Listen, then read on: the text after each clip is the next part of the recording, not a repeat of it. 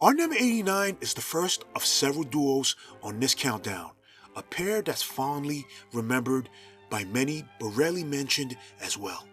A duo that contributed to the development of possibly the greatest animation studio of yesteryear. Lo and behold, our number 89 is none other than Sylvester and Tweety, a duo that redefined the trope of animal rivalry in animation and made it a blueprint.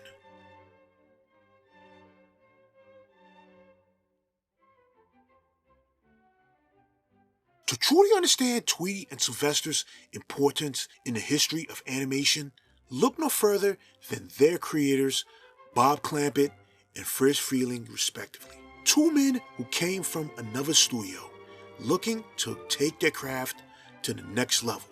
But what came from their contributions was much more and would engage audiences for years to come. Sylvester and Tweety would be their combined effort at Warner Brothers. Yes, combined. See, Sylvester and Tweety didn't begin their cartoon careers as a duo. Tweety would be the creation of Bob Clampett, a man who had already made an impact at Warner Brothers by directing and animating several classic shorts for the studio, such as 1938's Porky in Wacky Land and 1939's Scalp Trouble. But in 1942, he would deliver an unexpected hit to audiences, The Tale of Two Kitties. This short featured two cats, parodies of the famed comedic duo Abbott and Costello, feebly attempting to eat a bird. But this wasn't just some ordinary bird. This bird was Tweety, a pink canary doling out chaos. As you can imagine, the short was a hit with audiences, but the studio struggled to find the right formula for their new star. They would find the right one with 1947's Tweety Pie, which finally cemented it as a true commodity for Warner Brothers Studios. But that success didn't belong to Tweety alone. Tweety found the right adversary to contend with in this short, a cat by the name of Thomas. But it wasn't known by that name at first. It was known by the name of Sylvester. The character is the creation of Friz Freleng, a man that I have discussed on this channel previously. Someone who had came a long way from working with Hugh Harman and Rudolph Ising on the Bosco shorts, and before that, working for Disney.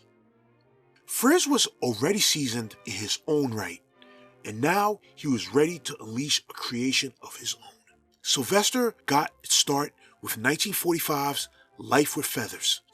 In the short, Sylvester tries to avoid eating a bird because he believes that it is poisonous, despite the bird wanting Sylvester to consume it.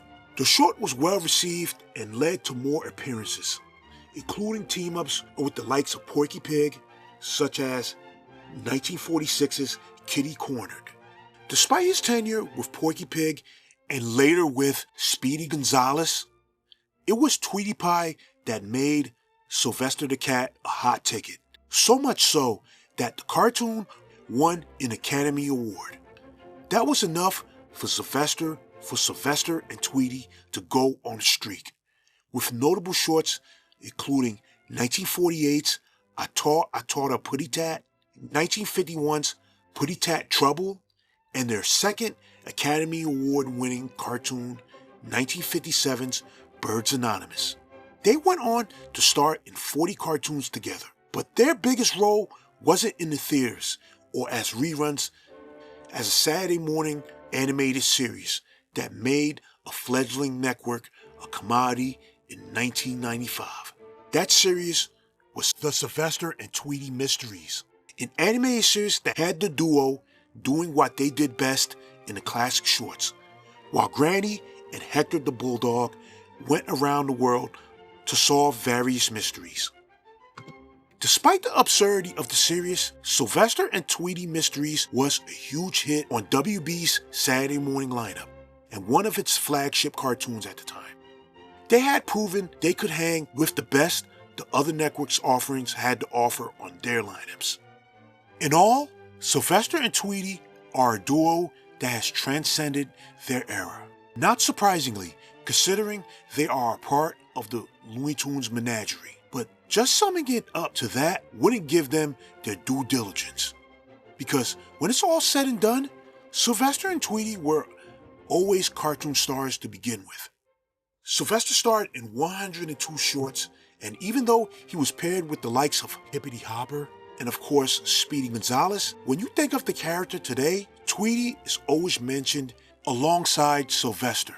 But writing off Tweety as just some part of an act also wouldn't give it its due diligence.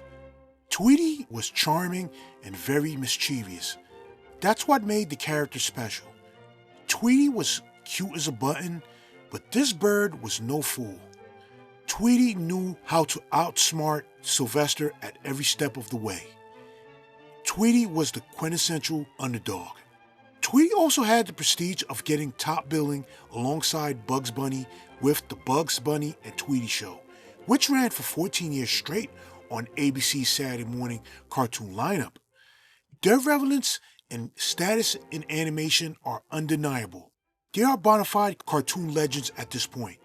This can be said about every character in the Looney Tunes lineup, but no other duo has ever exemplified it more than these two.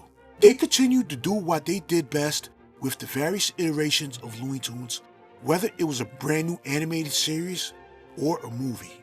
The pairing of Sylvester and Tweety would become the blueprint for every other animated duo, besides Tom and Jerry, of course, moving forward.